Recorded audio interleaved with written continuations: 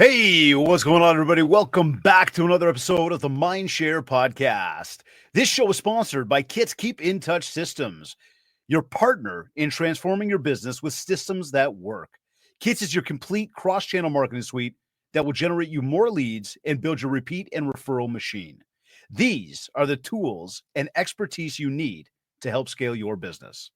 As well as REM Real Estate Magazine, Canada's premier monthly magazine for real estate professionals. You can learn more about all of our sponsors by visiting my site, mindshare101.com. And of course, while you're there, be sure to download your free copy of the Ultimate Marketing Bundle so you can build more mindshare to get more market share. Plus, learn more about our one-to-one coaching and keynote speaking. Today's episode is number 311. With over 10 years of experience, he is a dedicated, multifaceted professional in real estate, motivated to provide outstanding service to each client.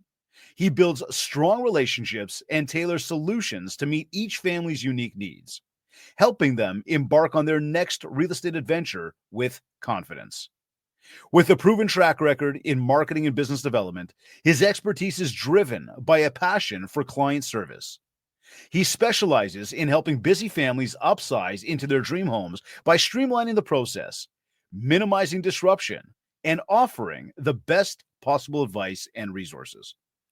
Real estate's more than just buying and selling. It's about truly connecting with people. And he believes that a strong relationship built on trust and understanding is key to making the best decision for you and your family. He says, "My commitment is to empower you with the information you need to make informed choices while supporting you every step of the way." Joining me on this episode of the Mindshare Podcast is broker Jordan Glazer. Now, just as we get Jordan back on the show over here, I want to bring up the fact that Jordan joined us at our recent Mindshare Mastermind in Toronto back in September of this year. And first of all, he took full control of the room, added a ton of value for every single one of our guests. Really added a ton of great insights. And a lot of what we talked about was, doing real estate right and sort of survival in real estate. And this is where I thought today, perfect opportunity here to have a conversation with Jordan around survival strategies for real estate agents, how to thrive in 2025. And again, as we look around the landscape right now of what is going on out there in this industry of ours and, what's taking place, a lot of folks, and look, I'll tell you, there's a lot of folks doing some fantastic business this year. I've got a lot of clients of mine that were looking at their numbers year over year from, even 21, and we'll take 21 of the mix because it was an anomaly. 22, 23, we're seeing massive growth in 2024. And, it's ironic because there's a lot of people as well in this industry right now that are really not having great years whatsoever.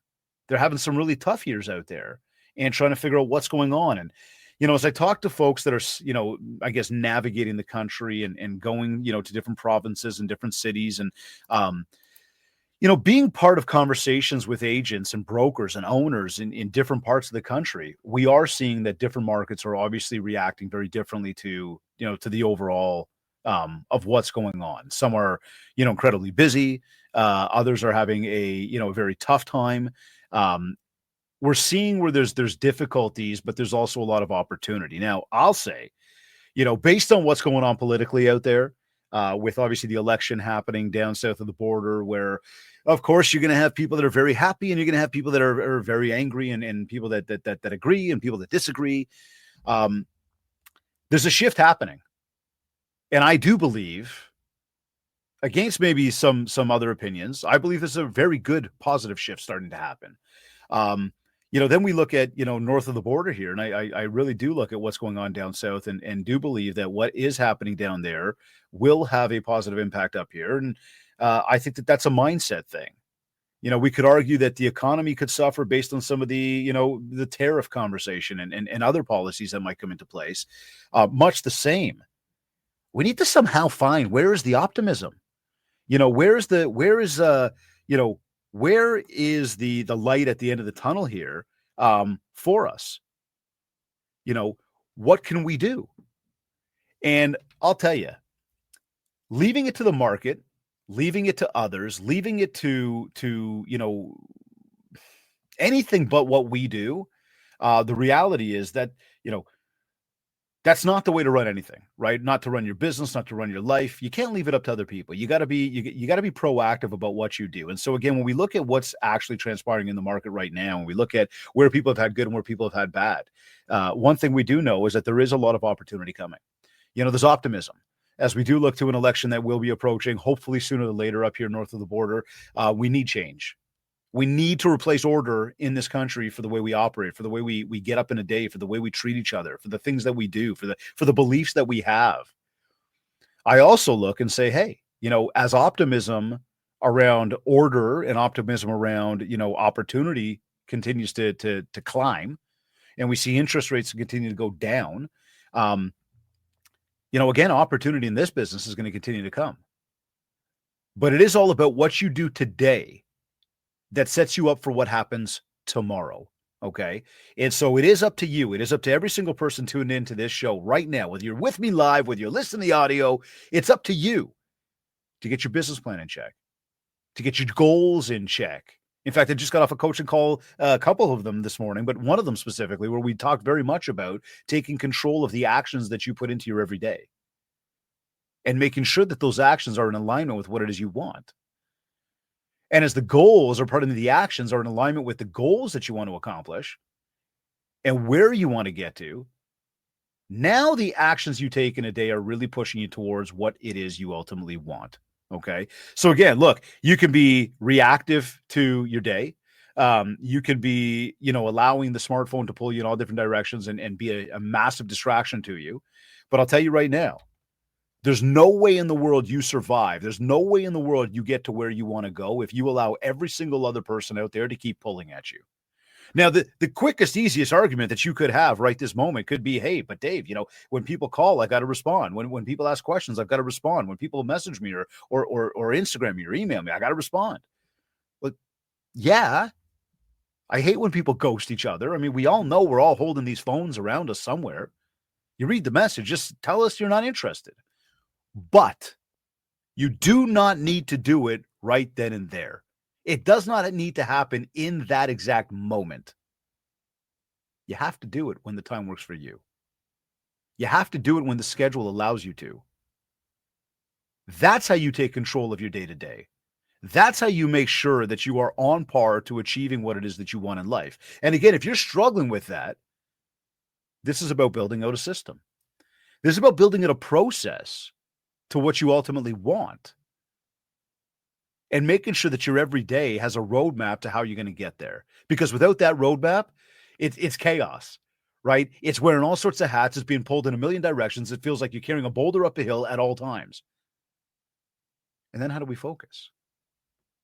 And then what do we say to ourselves at the end of the year when we start to look around and say, well, I didn't get to where I want to go. I didn't accomplish what I wanted. I didn't make the money. I didn't go on the vacations. I didn't spend the time with family. I mean, what is it that absolutely drives you crazy? What is it that absolutely makes you think at all times that you're maybe not good enough? That maybe you're not accomplishing? What's that one thought? Because when you figure that out and you really pinpoint it, I'm talking like write that shit down. Put it up on the wall. Know that it's there. Recognize it. Because when you do that, now you can figure out, how am I going to go ahead and win? How am I not going to allow that to beat me down? And again, all of this is talking about survival. And as we talked about, wanted to get in this conversation today about survival strategies for real estate and how to thrive in 2025. I'd like to now introduce Jordan Glazer. Jordan, welcome back to the Mindshare podcast. Thank you, Dave. Absolutely, man. It's good to have you back, buddy. Good to be back, man. Good to be back. Always good to see you. I don't know if you were catching kind of some of what I was just sharing, but I was saying to people, like, as we're approaching kind of the end of the year and we look at what's going on politically and economically and the market wise, and whether you've had a good year or a bad year, there are certain things that need to be done in order to, again, as we say in this title today, how to thrive in 2025. So I figured, It's only fitting that you're here with us. I mean, we had you in at the mastermind. I was just sharing with everybody. We had you at the mastermind back in September. You absolutely took total control of the room. Everybody got a ton of value, and so much of what we talked about was survival strategies. Yep. Yeah, it was awesome. It was great to be there. I appreciate you having me there. Oh man, the insights were amazing, man. And it was you know, actually, you know, and just I mean, you know this, but so many people don't. We don't actually. We've got a lot of realtors in the room, but we don't bring your typical real estate speakers in the room. Yes. Jordan was the only realtor that was actually a speaker at the event. But a lot of that comes from the appreciation and sort of the, you know, watching the things that you're doing out there. And then the ability to actually convey a message that's going to help people, you know, get to where they want to get to. So it's, again, man, it's good. It's good. It's good to have you back on the show today. So tell me, like, you know, I guess when most people get into this game, into real estate, right, they're often looking for, you know, this idea of freedom and flexibility, right? Thinking that, like, you know, wow, I'm going to make a ton of money. I don't have to work so hard. But if you look back, you know, to like the early stages of your career and you look at your approach, what did Yep. you do back then to stay motivated during some of the toughest moments? Again, especially, you know, in a market that isn't always easy, kind of like what we're in right now. Yeah, I think. Well, I mean, thank you again for having me back and for having me at the conference. It was awesome, and like you said, like some of the speakers that were there weren't typical real estate guys, but so like mind blowing with the message that they had and like the stuff. Like I still think about it. It was awesome. Very cool. Oh, that's wicked, man. I think for me, like when I started in this business, I started cold calling. That was like the first day in. That's what I did. I hit the ground running with cold calling, and that's how I built call it the first stage of my business. And Right. it's a tedious and head banging task in a way to pick up the phone and do it every day. I think part of it and the motivation and what kept me going at that point was just the need to succeed. Like, I got into real estate. I had a 6-month-old kid at home. And I left a good job before and, had no certainty anymore. So I think the requirement to create some sort of certainty for myself was the real thing that kind of got me going and kept me going. And then I think as you start going and you start to see the possibilities and the potential and the, what can come from it, I think that creates more of the excitement. It's like, getting the first lead or the first people to interact with you and getting, a first appointment or getting the first client. And then you see that you can get that. It's like, oh man, I can do this. Like this actually works, right? Like I talk to a lot of people about doing this and people are like, oh, it doesn't actually work. It doesn't actually. And I'm like, it actually works. It's amazing what happens when you kind of, commit to something and do it. So I think that's what kept me going in those first, that first year or 2 years when really like my head was down and I was just going. There was no, it's like not looking for what are the new shiny objects? Well, where can I do that? Where can I get business instead of doing this? It was just go. Yeah. Yeah. Well, cause I mean, like, listen, as you're going and things are tough and it's not really coming to fruition, it's hard to keep going. It's hard to stay motivated to do that. Yeah. It sounds like for you, at least, it was the fact that there was a career transition and it's like, this is, I have to make money. I have to make this work. That was a big thing is that like I said, there was no choice, right? I didn't have any fallback. I was in it 100%. And I think when you have that behind you in a way is a huge driver for a lot of people, right? Especially, and I also came from a sales role before. So I always, my whole working career, I've, eat what you kill kind of thing or whatever, however the saying goes. Right. It's kind of been ingrained in me. But just to know that it worked and I got great advice and had, great mentors helping me in it. And I believed in it. I believed in what I was doing, that it would lead me to success. Right. And I think a lot of the troublesome part is not having 100% faith in what you're doing. So I think by having that got me through those kind of points too. Yeah. You see, like this is like a jumping off point from where I even started, in today's show was saying to everybody, and again, everybody tuned in right now, you got to find that thing, right? And instead of allowing the distractions to come in and people to, to be reactionary to your days and to allow people to pull you in all different directions, which will always happen, be it family, be it pets, be it colleagues and clients. Yeah. You're going to get pulled in a million different directions, but one thing that you got to do is you got to have some sort of focus, right? You've got to know why you're doing it. And this is why, again, I really, really work to emphasize for everybody. This is why it's so important to set your goals right now. It's not just an income goal, but it's personal goals. It's the action steps that you're going to take to get to the goals and really map that out so that no matter what the market's doing, you're doing the right things. And I believe that, again, as everybody's doing the right things on a regular basis, good things will come from it. And just like you just said, have that belief, keep putting your head down and doing the work, and you will survive. Now, in our conversation at the mastermind, which is one of the things, where again, we talked a lot about survival with everybody, you shared how so many agents struggle without the proper systems and processes and, with the market being a challenge right now for so many. And again, I can't say everybody, because I know some people that are having fantastic years. But with the market being challenging and just maybe not being what it was a few years back, how have your systems evolved over time to really help you stay ahead, to maintain that growth and to do it again in sort of tougher market conditions? Have you adjusted anything? Have you changed anything? Yeah. So I think what I believe in the first part of the question, which is probably like the peak, one of the most important thing is that we can't control the market. We can't help whether things are up, things are down, or left or right. What we do it can be a result of that, but we can't control it. So I think one of the key things that we have to keep in mind, and I think we spoke about it at the mastermind also, was like, doing the things and being in control of the things you can control. So I can't control whether the market is up or the market is down, or interest rates are up or interest rates are down.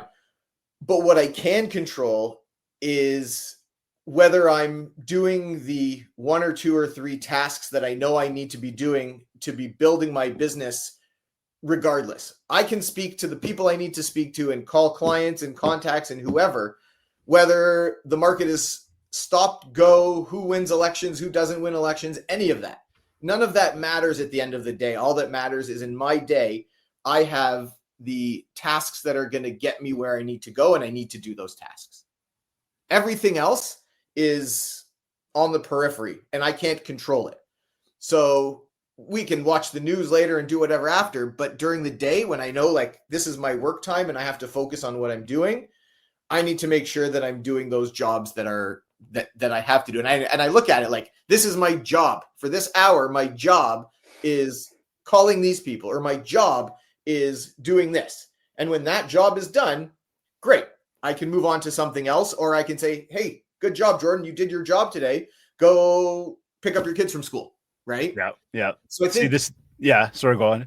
I think that's the key first thing, is to not let all of these outside forces cloud our heads to think, well, if the market's down, then my business is going to be down. Because like you said, there are tons of agents that are having their best years ever in 2024. Yep.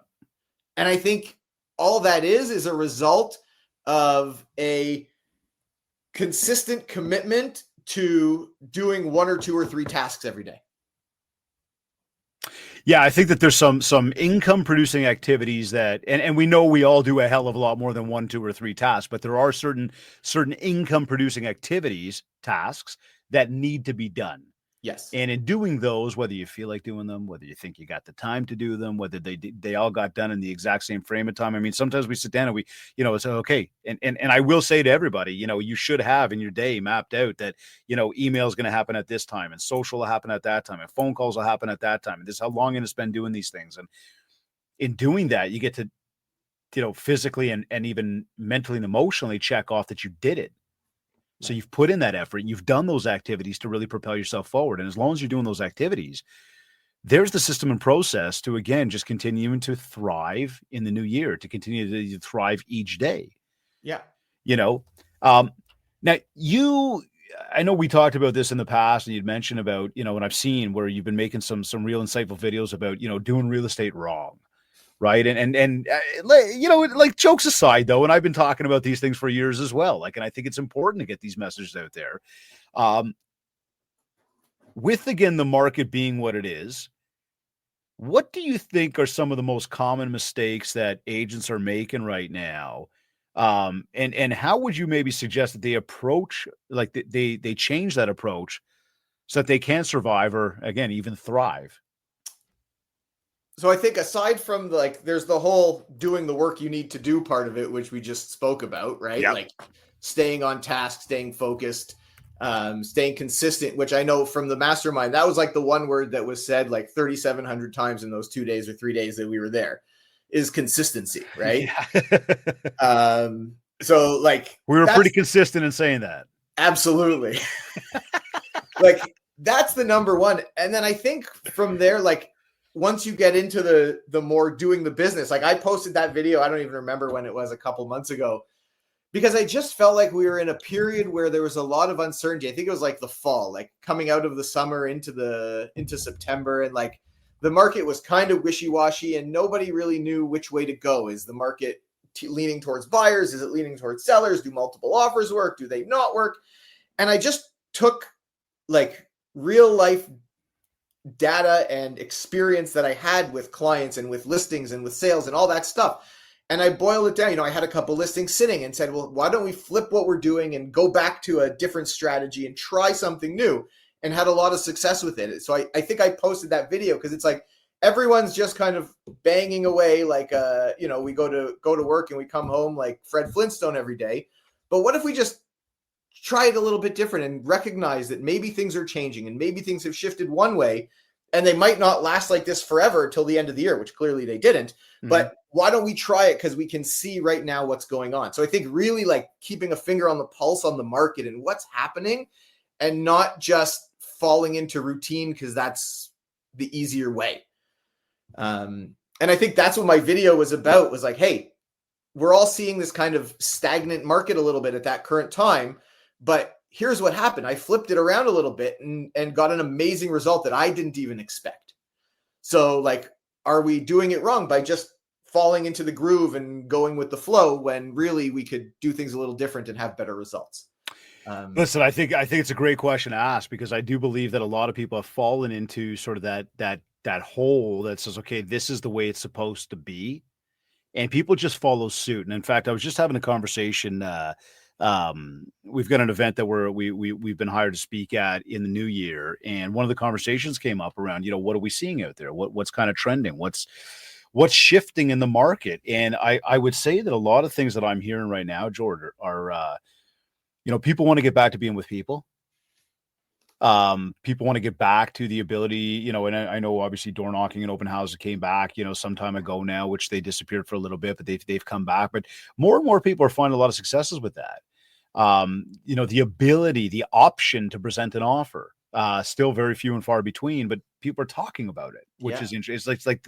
It's coming up. Yeah. Right. Sitting down and reviewing the documents with your clients instead of just emailing it and saying, hey, you know, click next on the screen, because they're not actually reading through and understanding anything anymore. Yeah. And I think that all of these are part of what people have fallen into a groove of kind of routine and of just normalcy, of saying, okay, this is the way we do it. And I look and say, well, then you're just the same as everybody else. You haven't stepped up and done anything differently. Yeah.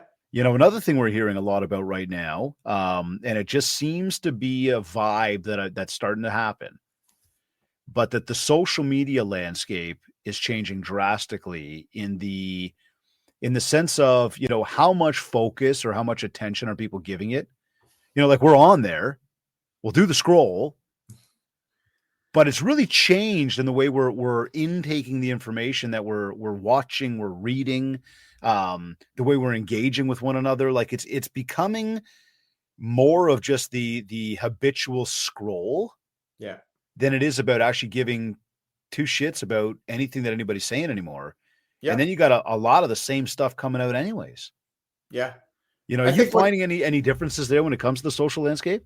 I think what I notice socially, and I mean, the big topic everyone talks about is AI and all that, how that's right. changing everything in the whole world and everything. And again, like you just said, like real estate is a person to person business. I don't think that it will take place of that. There are ways that we can use it in ways that it will come into play and all that. But like part of what I see online, like in the scrolling, some of the stuff I look at, I'm like, is that real or is that AI? Like you don't even know anymore what's real and what's not real. Because someone could take me and make me have a whole different conversation than we're actually having right now, right? That's crazy. Like By the way, Jordan's really actually just been generated through AI.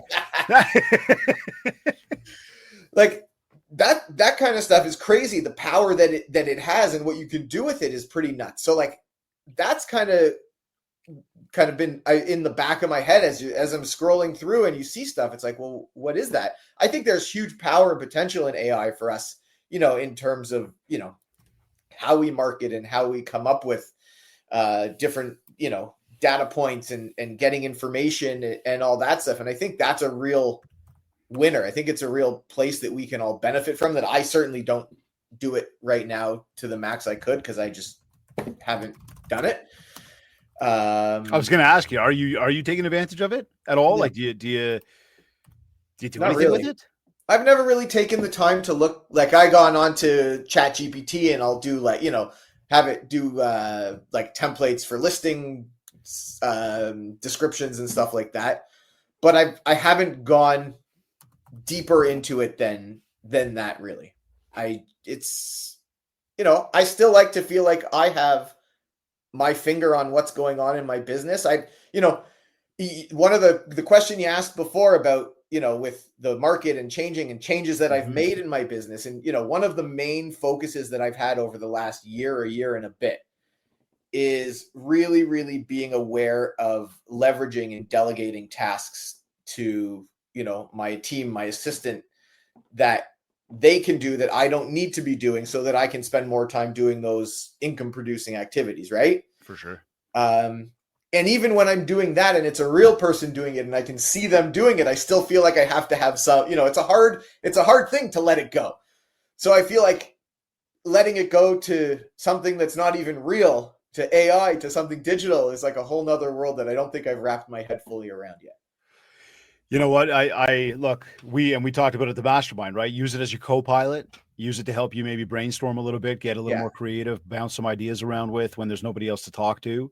Yeah. I'm going to caution everybody, as I continue to do, is, remain relevant, right? Yeah. Don't put too much technology in between yourself and the clients that you're trying to service or the market you're trying to service. The more you do that, the less we need you, right? The more we realize we don't need a human being for it, right? We can do this on our own. Yeah. So you want to continue to have that, that connection point. Now, you just mentioned about the team, and I know, you're an individual agent. You've got a group of supporting staff around you. You were part of a team at one point. Regardless, there's always many, many hats to wear. When you're trying to manage everything on your own, I guess, do you find that trying to do things on your own, but having a supporting team helps you become more competitive, helps you win more? Like we get a lot of questions from people like, should I join a team? Should I not join a team? And oftentimes when I dig in, I'm like, well, why do you want to join a team? Yeah. Well, I need to get more leads. I'm not busy enough out there. And I'm thinking, well, so you're just going to look for somebody else to give you business? Like it doesn't work like that. But as well as if you do that, do you feel that if somebody joins a team immediately, that's the solution, or that maybe they actually miss out on, I'm trying to put this in a proper way, they missed out on growing the expertise and the knowledge to actually win? So I think that, and I have an ongoing argument in my head daily on, do I want to grow a team? Do I not want to grow a team? Do I want to keep where do I want to go and what do I want to do with this as I grow and, everything. And in part of my thoughts, I think sometimes people have the wrong expectation on why, like you said, why they're joining a team and what's their expectation from it. Because I had the wrong idea of that from my seat in wanting to grow a team. And I thought the same thing, is that people join a team because the value is you get leads and it'll grow your business faster. But then I think back And part of it, when I got into the business, I partnered up with my cousin who was in the business for a long time. And I still to this day will say, by spending, the first 2 years, I don't even know if I did many deals, but I just followed him. Like I was with him every day. We went to he had appointments. I didn't have appointments, but I went and I watched and I listened. I didn't say anything, but I watched and I listened. And I say to this day, like in that first year or two, I got 5 to 10 years worth of experience. For sure. Yeah, it makes sense. Right. So did I get business from it? Probably a little bit if I actually look, but I got so much more value that has created so much more business opportunity in the next 10 years of, working, that I think that's sometimes what we miss. And real estate is such a, it can be a lonely business, and you get your real estate license and you're basically thrown to the wolves. Yep. Right. It's you standing against all these in Toronto. What, I don't know. We have now 80,000 other people, and every man for himself, and, go. Right. So how, in a way, it's like we're almost set up for failure in that, because we have no idea what we're doing and how we're supposed to do it and what should we do to be successful. And, we have none of that. Right. So I think there's good to join a team right off the hop, or maybe it's like you got to find the right mentor to learn from if you're going to do it. So I think joining a team isn't a bad thing, but I think joining a team with the right expectations is important, in finding the right team to join. Right. So I think if you're joining a team just because you want to get leads, well, not really you can get the leads, but are you going to be successful with those leads? And if you're not successful with those leads, how long are you going to keep getting those leads until they say, well, now I have to give them to someone who's actually going to do a good job with them and convert them. Right. So I think, part of that is finding a place to go where you have that mentorship, that education, the learning, the support behind you, where it's not just doing the deals, but it's surrounding yourself with people who are doing deals, who are thinking the right way, who are working the right way, so that you kind of get ingrained in that culture. And once you're in that culture, you pick up on stuff so subconsciously without even realizing it. Right. Right. And it can be as simple as a confidence in how you feel when you're talking to somebody, or, how you project yourself when you walk into a room or you go in front of someone, that you might have no idea what you're saying, but if you're projecting it and you're confident and you show that, people will have confidence in you. Right. But if you're surrounded by a group where you don't really have much going on, and there's not that success level and you don't feel it, whether you get the leads or not, maybe you'll get a few of them, but it's not like you're kicking off on the best foot, I would think. Right? Makes sense. Okay. Okay. So good advice there. Okay. And I like your spin on that, because I think what we're saying there is it's not a bad idea to join one. No. Find the right one, find the right mentor. Yeah. And don't go in there with the wrong expectations, which could be they're going to send me all sorts of leads. Right. Instead, try to find, hey, is there somebody I can learn from? Is there somebody I could shadow that I could really experience what this business is about? Because you're right. They throw you to the wolves. Yeah. Here's how to sign an agreement of purchase sale. Here's how to stay compliant. And it's like, okay, but how do I actually market myself and get business? You just, get out there and do it. If you spend 2 days on a weekend standing in an open house with a guy who's killer at open houses, and then the next weekend you go do your own open house, how do you think that open house is going to go for you? Exactly. Right. So okay. Speaking of open house, we talked on social media. We're talking about teams. You just mentioned how many agents are in the Toronto market alone, or Ontario market alone. Like it's massive numbers, right? And we talk about, brand awareness and remaining relevant and really getting out there. And I know brand awareness has always been a key part of your strategy. You do a phenomenal job at what you do there. How in a market like this, or even with, so many people out there, how have you kept the brand relevant? How do you stay top of mind no matter what? And maybe even what kind of messaging are you sharing with people? Because, I mean, look, let's face it. We both know it. Sellers think their houses are still worth what they were worth in 2021. Buyers are having trouble getting money because all the regulations, and no matter what, interest rates are coming down, and other qualifying factors are easing slightly, stress tests and whatnot. There's still a difficulty in getting the dollars that people need. I mean, there's a subdivision down the street from my house. Yeah. It's a brand new build, and the signs say brand new, starting at 1.8 million. And you're like, starting at 1.8 million? You know what I mean? Yeah. So it's like, look, there's a lot of different mindsets out there about what's going on. But again, the fact of the matter is we run a business. How are you staying relevant and what kind of conversations are you having with people right now? So from a marketing point of view, the number one thing that I keep in mind every day, and I think is the backbone of staying relevant and everything, is just being there, is being in front of people consistently every day. So like So like building mind share. Duh. I like it. I like it. Exactly. That's the name of the game. If people don't see you, they forget about you. Right? Whether someone needs to move or is thinking about moving or needs real estate or not, whatever it is, as long as they keep seeing me pop up, they're going to keep thinking about me. And when something does come up real estate wise, I will be there. Right? So the number one thing is that consistency in always just being there and building the mind share and being in front of people. Right? It's like, being there is better, or what's the say? Like doing it is better than doing it perfect or whatever, however that. Done is better than perfect. Exactly. Yep. Right? Yep. I got over it a long time ago, how I look and how I sound on camera. I will always hate it. I will never like it, but it's me and it is what it is. Dude, you sound and look the same as you do on camera as you do in person. It's true. Right? And as much as you say you hate it, we all think the same thing, and everybody thinks that way. Right. So just do it. I just like this morning I was out door knocking and doing letters, and I just did a video walking because people see it and people see that I'm working and people see that I'm doing it, looking for properties for buyers that I have. So if someone is thinking of buying something, indirectly they'll be like, oh, I wonder if the agent that I spoke to is out doing this. Maybe I should call this guy. Mm-hmm. Or I'm looking for a house in the same area he posted about. Maybe he's got something for me. Right? So it doesn't matter from a starting point what we put out. I think it's just a matter of being there. Being in front of the people and letting them see you. And then like from that, it's just trying to be like relevant. I try to put stuff out that I think I would be interested in. Okay, so here you wake up in the morning, you're going to go out door knocking, and your mind is maybe a little groggy. Who knows? Like whatever, you're just tired, but you get up and you do what you got to do. Yeah.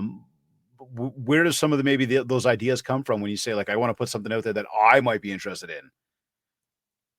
Everywhere. Just top of mind, like it just comes up and you kind of go, or what?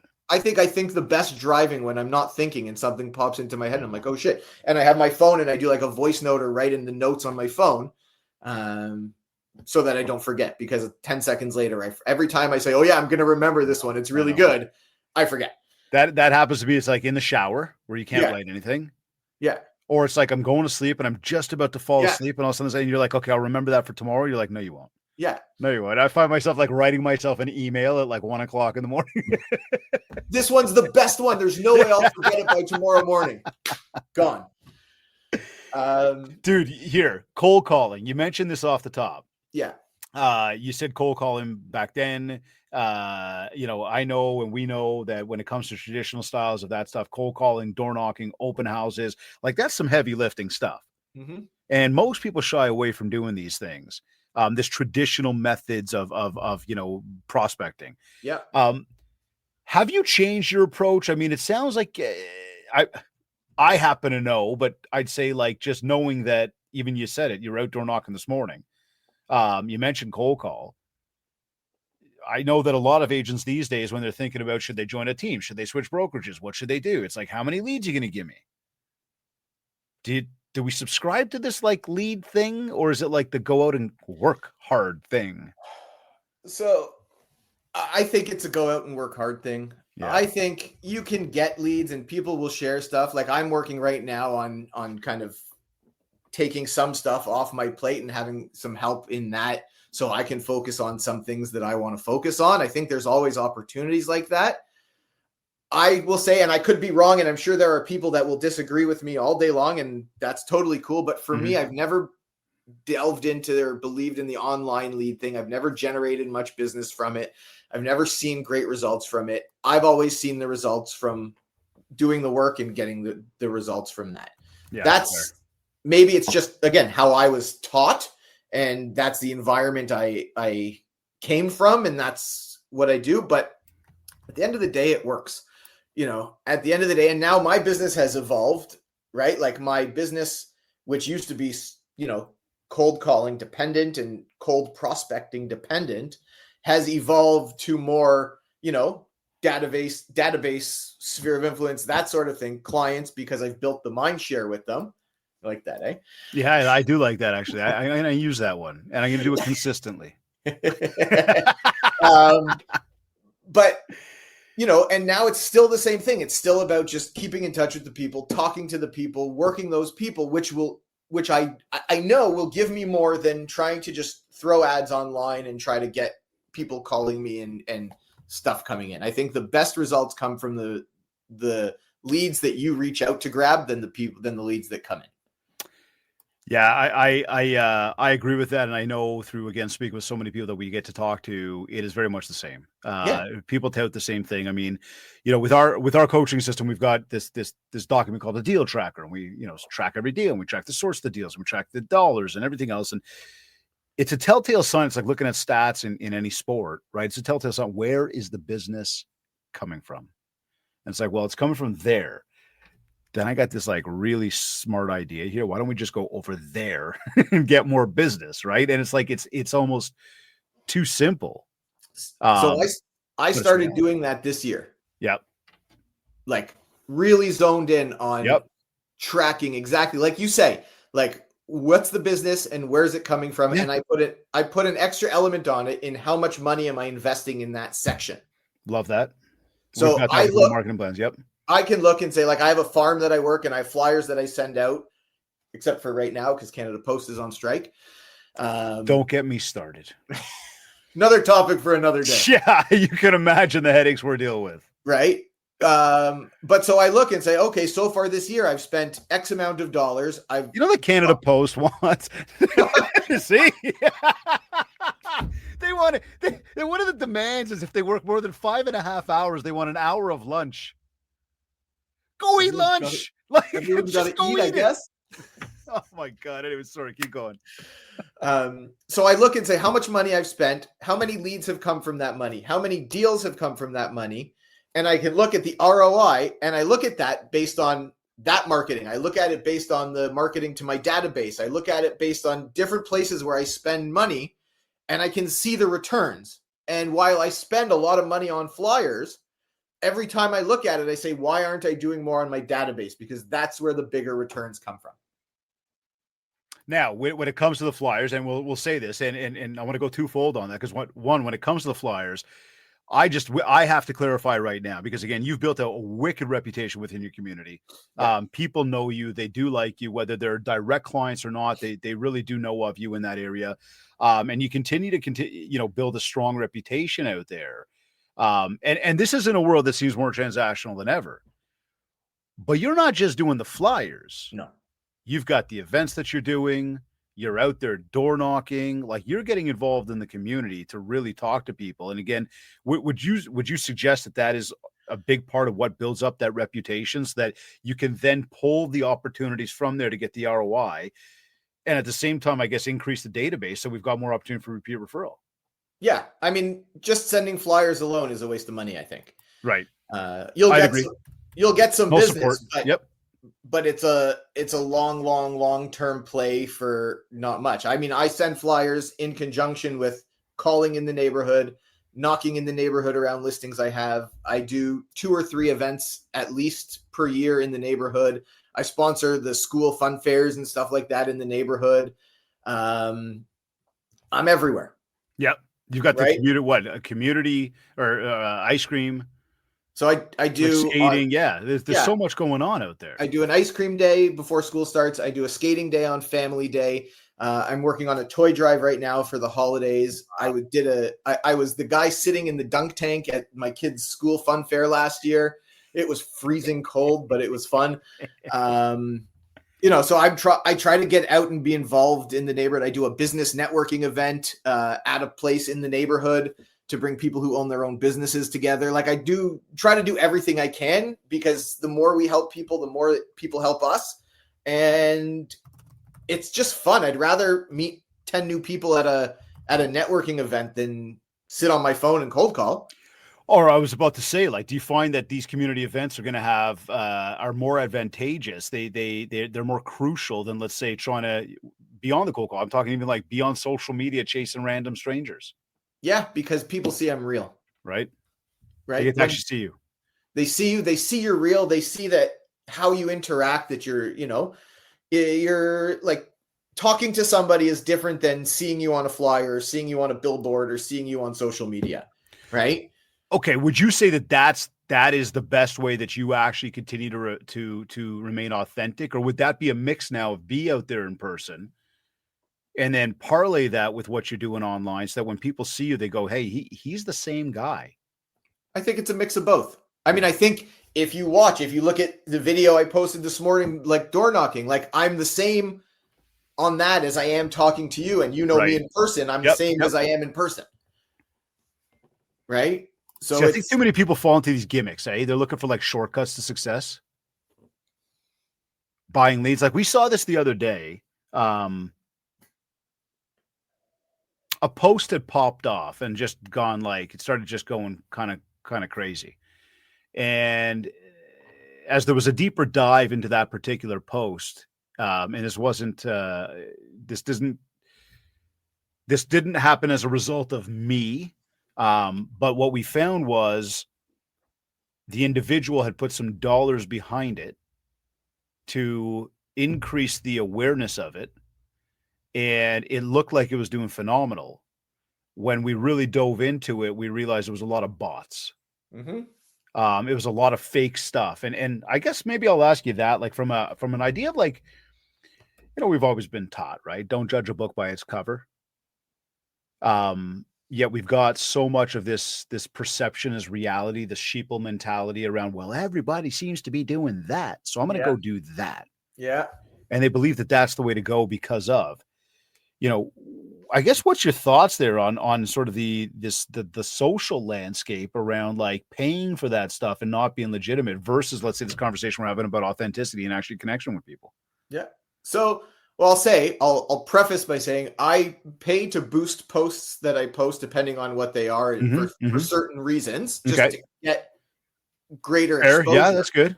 I have never paid for likes or views or any of that shit.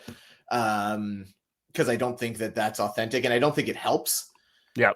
But I think the biggest problem, we have an industry that people only see this much of, and they only see this much of it online. Right. So everybody sees, and everybody thinks real estate agents drive around in fancy cars and go to multi-million-dollar houses and do all this fancy shit stuff. Sorry. That's okay. Mindshare podcast, but it's all good. And that's what people see. People don't see the mundane, everyday, in and out struggles, the emotional roller coaster that you can go on from 9 o'clock in the morning to 1 o'clock at lunchtime to 4 o'clock in the afternoon. Right? You can go from here to here to here and back to here within a matter of an hour and a half in this world. Crazy, I know. Like, it's bananas. Yeah. So I think, what you see online, and I always look, because I always see people online, I'm like, oh, wow, how are these guys killing it? What are they? Where's the magic pill? Blah, blah, blah, blah. You can't look. I've learned that you just brush it off. I know, I've been through it enough to know that there's no like quick button to push to get, 10 more deals or X amount of dollars or this much business or anything like that. So I think, true, man. You got to just put the blinders on and keep going. Cause I think, like you said, the hard work is what pays off. That's where the results come from. And, without it, you can get lucky every now and then, but. Well, that's so much of like life, isn't it? Like around when you think about experience, you get into doing something, it could be anything we do, you're not going to be amazing at it when you first do it. It's just not going to be the best it could possibly be. And then as you do it more and you do it more and you start to experience it, you start to realize, where you're winning, where you're losing, what's good, what's easier for you, what's harder for you, what you're really good at, what you're not good at.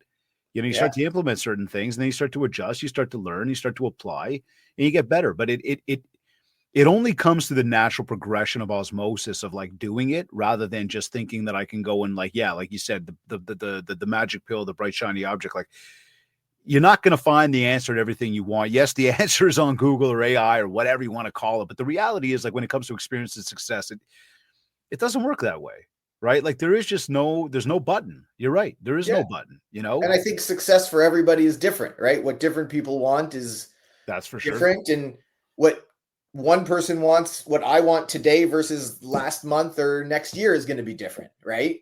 So it's about adapting and kind of keeping focus on that and tailoring what you're doing to get there.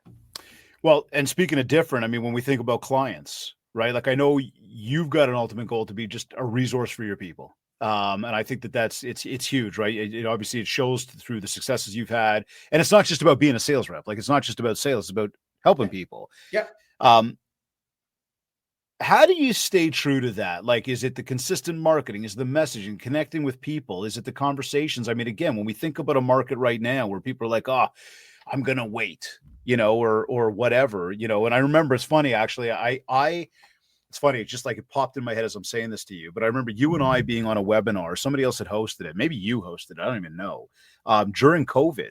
Yeah. And people had asked, like, what do I do? What should I be doing right now? And I piped up. I said, like, make phone calls. And this one guy started blasting me for saying make phone calls. Right. And I said, I didn't tell you to go sell anything. Yeah. Check in and say what's up to people. I spent COVID calling people asking if they need anything, groceries, medicine, shovel, their driveway shoveled. Right. And I still call people back today and they're like, oh yeah, you're the guy who offered to bring me groceries during COVID. See, and it's amazing how people would look and say, well, I don't have the time for that. Or, oh, what's that going to get me? Yeah. You know, but then they say they want to build a great real estate business built on repeat and referral. Like what's the magic pill to that? Is it just simply be a genuine person? I think you be there for them. I think part of it is that in our business, especially because it's a personal business, like we're dealing with people doing some of the largest transactions in a very stressful and a very difficult time, that if somebody's struggling with a decision or struggling with something and all you care about is pushing it across the finish line, they're going to lose their faith and their trust and their confidence in you.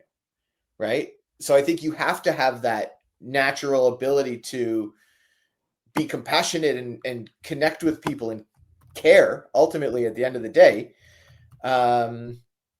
But yeah, I think it's about it's being real with people and just trying to see how you can help them, right? That's our job. Our job is just to help people when they have real estate needs, right? Not everybody has it today. Not everybody needs to sell their house today. If I called you and said, Dave, you want to sell your house this week before the holidays, you're going to be like, no, I'm not moving. I love my house. So what do you do with that? That's fine. But now how can we build our relationship? How can I be there for you in case? I know that you have a business you run. How can I help you grow that business if you need? The best thing I ever did, and I still get it sometimes, is I have a couple like trades, electricians, plumbers, guys who like when people ask me, I have they're just the guys I know. I've known them for years from whatever circles, like we've known each other forever, right? You know people forever and you just send them, oh, call this guy. He can help you with that. And the amount of times I've gotten calls like, oh, these guys actually say like, oh yeah, I'm thinking about selling my house. I want you to come over because I know that you've sent people to me. So it's giving referrals to somebody else for their business. It's supporting people because they will support. If someone helps me, if you send me a client today, let's say, yep, all I'm going to want to do is find a way that I can give it back to you. Right. Reciprocate. Right. Huge. So why don't we do that more? See, well, because I'm too busy and I don't have the time, and I'm focused on me. Like, I mean, look, we see so many agents that are so focused on themselves and focused on their transactions. Forgive me, but it's a selfish approach. Yeah. Right. When you're doing it just for you, you're doing it for the wrong reasons, especially in the business that we're in here, where it's about helping other people. Yeah. Conditions and offers, should they always be in there? Do you find that like it's okay not to have them in there? I know that at the time, at a time, it was, we have to speed this up and just let's get this deal in there. But I look now and I think, hey, why not have an inspection condition unless it's a brand new build and the inspector just came through and blessed the house? Or, why not have the financing condition? Like, in my mind, it's just, it helps us keep our clients safe. as opposed to like, I know, and I think I brought this up last week, so whatever, forgive me to all my listeners, but there was a client of mine, we were talking, and there was an issue with the property, and there was no condition for inspection. And then they ended up finding out that in the crawl space, there was a little bit of a termite problem. And I said, well, why was there no condition? He said, the buyer didn't want to put a condition. I'm like, did you advise them to put a condition? He's like, no, they didn't want to put it. I'm like, how was the house? Built in the 1800s. How in the world don't we advise the buyer to put a condition for inspection? Yeah. I just, in my mind, it's like, it's, I don't know. What do you think though? Conditions, or is it circumstantial? Like, yeah, 100%. It's okay. Completely circumstantial. If we're having this conversation in February of 2021, yeah, or October of 2016, or any of these periods, what's a condition? Right. You want to put a condition, and that's fine. We can put it, but I'm going to tell you now, you're not getting a house. Yeah. See, right. So it's all circumstantial. Unfortunately, it was a result of the market. Again, one of those things we can't control, but that was a result that we had to adapt to in that sense. Okay. Right. There's ways to get around it. Like, we could do an inspection before offering. It's going to cost you $500 or $600, but at least right? Yeah. So there's ways to get around those things. Today, put inspections in. Why not? Why not? It gives you, it buys you time. Yeah. Keeps you safe. Think, in my opinion, one of the best things about a home inspection is that a buyer gets to spend 2 hours in the house they bought and just kind of see how it feels. Because but there's back to the in-person thing, right? There's back to the value of just getting together in person and being there. Otherwise, you go to when you bought your house that you live in, you went to see it. How many times did you visit it before you put an offer in on it? Probably a couple times, maybe. Right. Didn't spend enough time. For 15 minutes each? Yeah, probably. 20 minutes? Yeah. Half an hour? And you went and spent $12 million, Dave? Like, come on. Yeah. It was 15. Oh, sorry. Yeah, right. It's funny, though. We were talking about that. We, Jennifer just got a new truck. And, beautiful truck. Yeah. But I find that the seats are a little more narrow. And I'm like, man, I wish I had time to drive this thing for a few hours, not just on a quick test drive with the guy in the back that's watching you drive the car. Right. Right. So you could feel it out. And I guess it's a similar thing there. That's what I think about inspections. I think it's just great for people to be able to spend an hour or two in a house and feel comfortable and see how it feels and see the quirks and the stuff you may have missed because all you did was came in through an open house or whatever it is. Right. Look, again, we're talking about survival strategies, for agents and how to thrive in 2025. And I think that so much of what we talked about today is so much about getting back to that, that true connection with people, really being out there with people, and jokes aside, building the mind share, being consistent. Yeah. Moreover, caring about that person that you're dealing with on the other end and finding a way to say, how can I help that? Excuse me. How can I help that person? And I know that for everybody tuned in right now, if you're looking for okay, what's my 5 steps I need to do? Quite frankly, I could give you 5 steps. Moreover, I think that there's a deeper thinking that needs to happen here of, when we talk about survival and we talk about thriving and growing, it's always about having a focus on the other person. What do they need? How can I help them? How can I keep them safe? What can I do to put them in the best position they could possibly be in? Because when we do that, we get great referrals, we get great recommendations, we get repeat business. Mm-hmm. And now when you think about, well, what am I doing to get my next deal? Well, it's like, what did you do in the previous deal? How good were you with those people? Right. And that's where I believe more success comes from. And I think that that's how everybody could be a lot more successful. Yeah, I think so. I think it's the easiest way to get it to come back to you is to put it out like that and just do your best for people, right? That's absolutely, man. So here, speaking of then, at the end of the day, after you've finished up an entire day and you've done everything you've done, because I know you wear a lot of hats and you cover a lot of ground each day. How do you know that it's been a successful day for you? If in my morning or the day before, I set out there's one task that I need to do every day, and it's whatever call or contact number that I set for myself, right? If I'm depending who I'm calling, what I'm calling, I have that prospecting goal that I have every day. If I can do that, nothing else matters. That's it. That's it. If I do that, I know the rest will work itself out. It's trusting in the process. Yeah. Consistency. Yeah.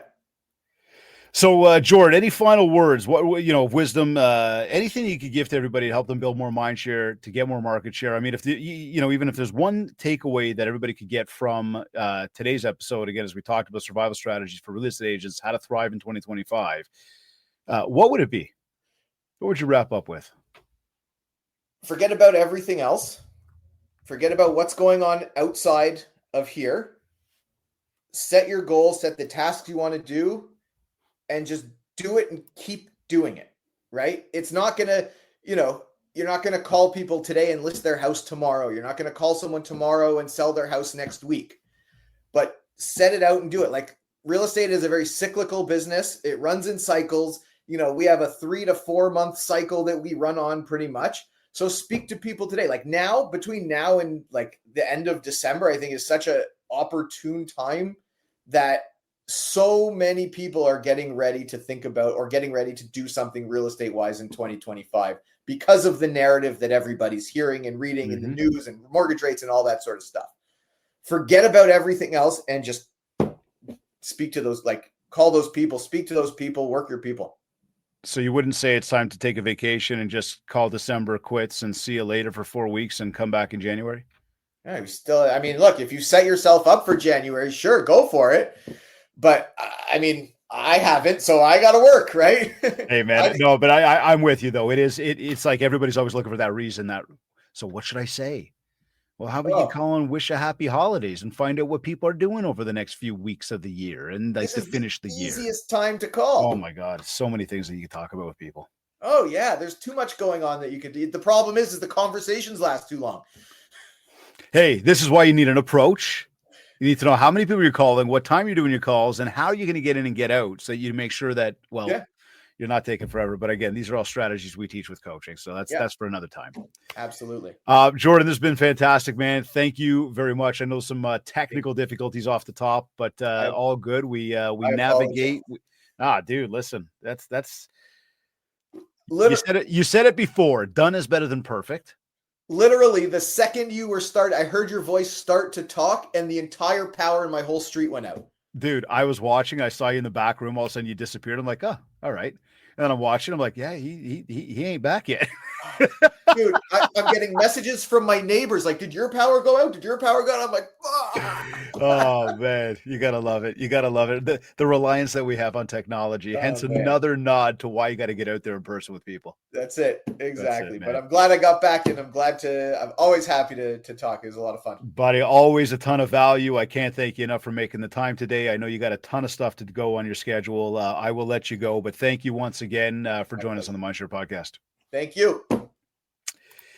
You are either listening to this on one of your favorite podcast platforms, or maybe you went to my website, mindshare101.com. And while you're there, be sure to learn more about our one-to-one coaching, group training, and keynote speaking. Of course, download your free copy of the Ultimate Marketing Bundle so you can build more mind share and earn more market share. For all inquiries, just go to my website, mindshare101.com. And again, connect with us today. Of course, please do not forget to leave a review of this podcast at www.ratethispodcast.com/mindshare101. Again, it's a very simple way for you on any one of your devices to get over to a review page. That's it. If you are on an iPhone, you want to go straight to iTunes, that'd be awesome. Spotify, of course, is a big one too. But anywhere you are, we'd love if you take a moment to just leave us a big 5 stars, a nice little review. Let us know how much you love the show. And if we haven't yet, connect with me on Facebook at Mindshare101, on TikTok at Mindshare101, and on Instagram at David Greenspan 101. I want to say a big thank you to Kits Keep in Touch Systems, as well as REM Real Estate Magazine. This has been another episode of the Mindshare podcast. Thank you for tuning in.